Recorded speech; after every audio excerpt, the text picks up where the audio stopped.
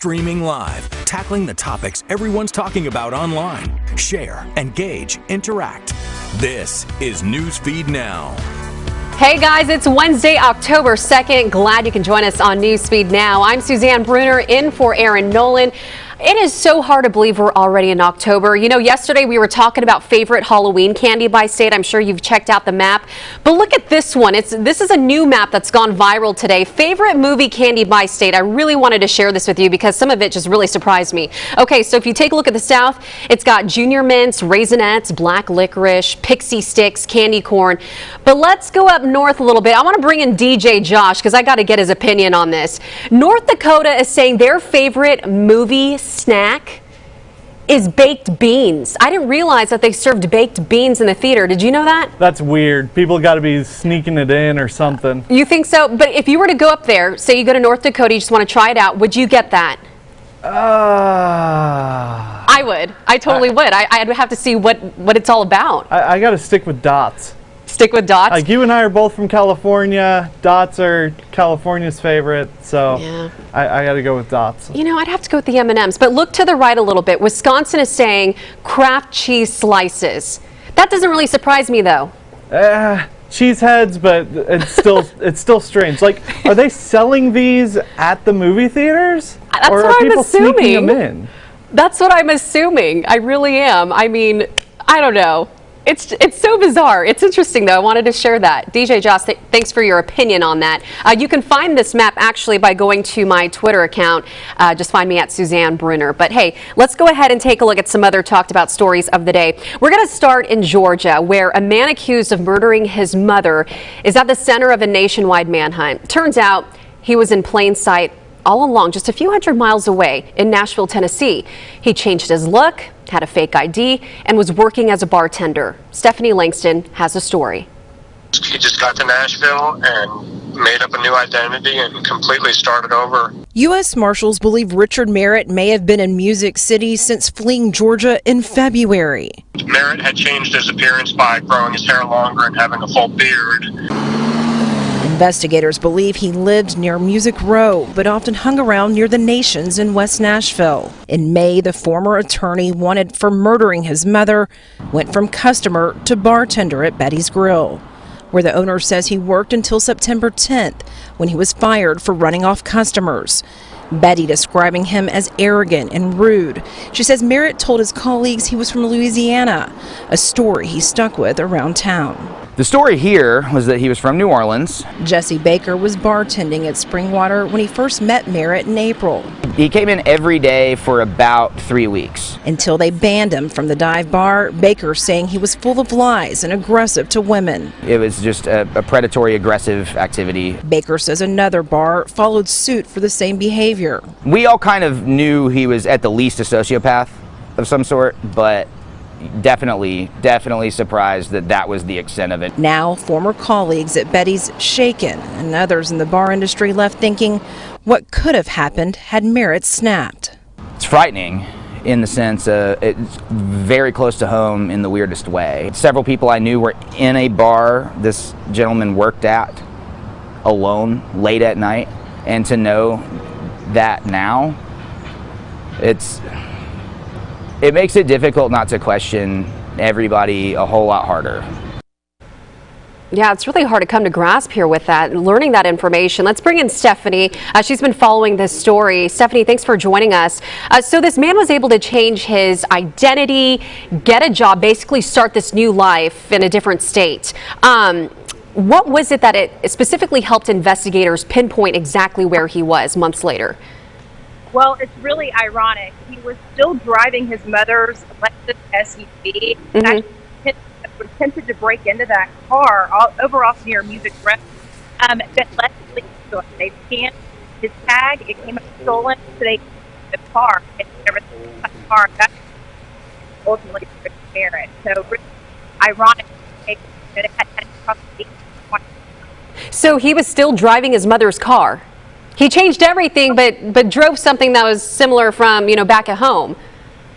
Yes, unbelievable, really. I like to say he was hidden in plain sight, still driving his mother's vehicle here in Nashville. You would think he would want to play radar, But instead, he got a job. He was working as a bartender, at the council every single day, and then going out to the bars, not going out to the bars, but getting booted from bars. So, Wow. Under the bridge. Wow. So where is Richard now, and what's next for him? He is in Davidson County Jail right now. He's got a problem here. They're kind of trying to say, can't take care. They're going to be taken. Okay. Thanks so much, Stephanie. Appreciate it. Sorry, it's kind of hard to hear you over there, but thanks so much for bringing us that information. Let's turn now to the world of sports betting. Happens all the time, but could you imagine betting millions of dollars? Listen to this. On the Mississippi Gulf Coast, one man is so sure the Houston Astros will win the 2019 World Series that he placed a $3.5 million bet. Can you believe that? Yes, you heard that right. Here's Blake Brown. $3.5 million is a lot of money. Just ask Jim McIngvale, who placed his big bet today in Mississippi. Looking forward to a great October in Houston, and go Astros. McIngvale, better known as Mattress Mac, placing the largest single bet in Mississippi sportsbook history here at Scarlet Pearl Casino Resort, hoping the Houston Astros win the World Series. We've had a lot of participation in our promotion this year, where if the Astros win it all in 2019, you get the mattress free. So it was Scarlet Pearl stepped up, and DraftKings stepped up and took the most bet money of any casino in the country, any legal casino in the country. I only bet legally, obviously. If the Astros don't let him down, there's a lot of money on the line, $11.2 million to be exact. So what does he plan to do with those earnings if he wins? Well, a lot of customers are going to get free mattresses. That's what we're going to do, so it should be a lot of fun. Now we wait and see how this all turns out. Free mattresses for everybody. You get one, Blake. Everybody gets one. This is, wow, $3.5 million. That just seems like a jackpot in itself. Why that much? That's a lot of money. I asked him that. He said that's just what he wanted to put down. He's got the money, so he wanted to make that bet. Hey, why not? Hey, I'm curious. Has he made other bets that's similar to this one in the past? He said never this size. This is his largest bet as well. So. Well, why now? I have no clue. This is a huge promotion that he's doing at his store. So from what I understand, he's got, I think if somebody spent like $3,000 during a certain time period at his furniture store, he would give them that money back if they win. So everybody in Houston right now counting the Astros, and we'll see. Yeah, I think everybody's going to be watching this one pretty closely, Blake. Okay, from my understanding, I tried to do a little research here. I'm not a huge baseball person, but the last time the Astros won, it was in 2017? I think that's the case. Right. Okay, so does he think that the team has what it takes? I mean, do we even know who's going to the World Series right now? He does. He's very confident in this. He's confident, and I asked him, I said, how confident are you? He said, I'm confident. We're going to walk away with that money. Over $11.2 million, I believe, that the ultimate money would be. Okay, so like I said, they won in 2017. So did he do anything like this? I mean, obviously not bet that much, but anything like this since the Astros won in 2017? He hadn't talked about it. When I asked him yesterday, he didn't talk anything about any prior, any large bets or anything like that at this size. So I think this is the first time he saw the Astro games. He's a huge Astros fan, and I guess he felt like the time was now. Well, best of luck to him, and if he wins, you better believe his store is going to be packed. Yes, the next day. All right, Blake, thanks so much for bringing us that story. Oh, I'm curious to see how this turns out, you guys. One Louisiana football coach getting a big surprise from his players this week. Take a look here. Football players at Lafayette Christian Academy, they got together and created a GoFundMe account to raise money for Coach Skip Babineau.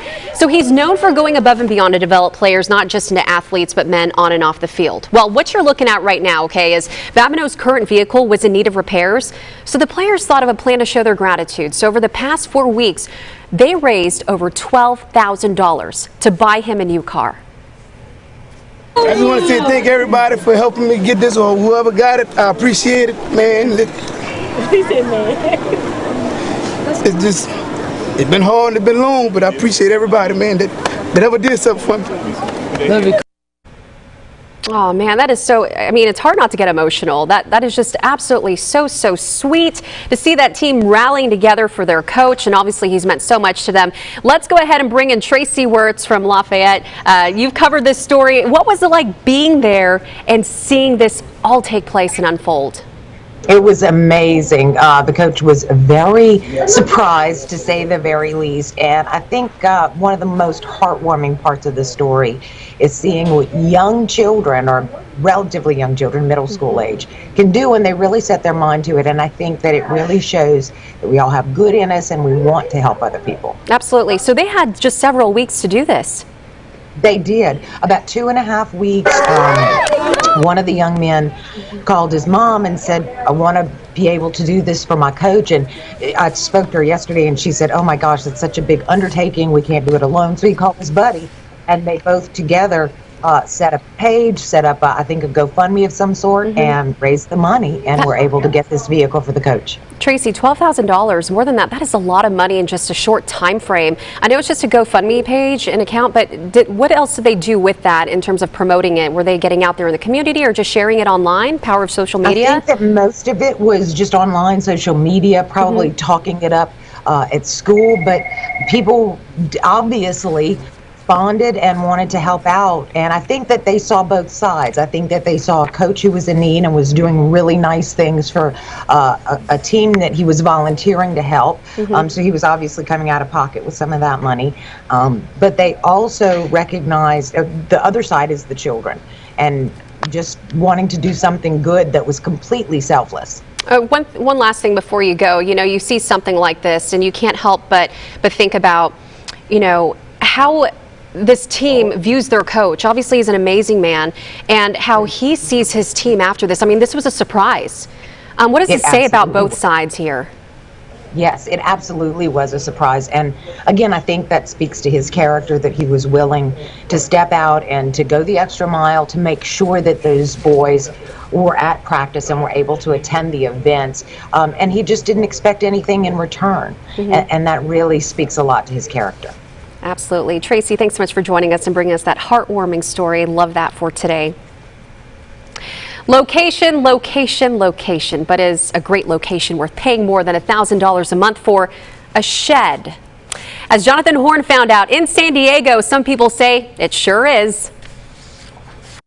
I was amazed that it was going for that much money. That was Joe Moreno's reaction when he came across the ad for this 200 square foot backyard studio right in his neighborhood. It's now listed for $1,050 a month. Does it have plumbing? I mean, imagine it's got facilities. The answer is yes. It's also got a wall air conditioner, new laminate flooring, and a kitchenette. A worker at JD Property Management, which is renting out the unit, says he expects to get asking price. After all, a prior tenant rented this for 2 years for $1,100 a month. You know, maybe it is high for what it is offered at, but the reality is that the square footage and the location is exactly what this market needs. The asking price is about $300 less than a typical North Park studio. Still, the listing alone is stirring emotions from renters. On Reddit, people are calling it ridiculous, one person joking that they should rent out their walk-in closet if that backyard unit can go for more than $1,000 a month. No, that's too pricey. That's too pricey. Moreno instead is renting a nearby 2-bedroom bungalow for about $3,000 a month, a price he considers fair. Wow. Okay, you know, there are actually, when you go to the big cities, there are people who actually rent out like just a room and 2 people share it. So, I mean, this is just a really interesting take. Can I bring in DJ Josh again? I really just feel like talking to him about this. Josh? He doesn't want to talk. Oh, he's not back there. Gosh darn it. Oh, okay. Well, it's fine. But you know what? Hey, the studio doesn't include parking. And I don't think that they talked about if it has even plumbing in it either. But you have to make 2.5 times the rent and have a credit score of at least 650. So in other words, your credit score needs to be more than 3 times the size of your new place. So, Stevie, would you get a shed? Would you rent one of those out in San Diego? I'd rent it out. Yeah? Because I own it. You would? You know, I've heard of she sheds. Have you heard of she sheds? I'd turn my shed into a she shed. I wouldn't live in it, though. I don't know. Works for some people. That's great. All right. Thanks so much, everybody, for watching Newsfeed Now. We'll see you back here tomorrow. Have a great day.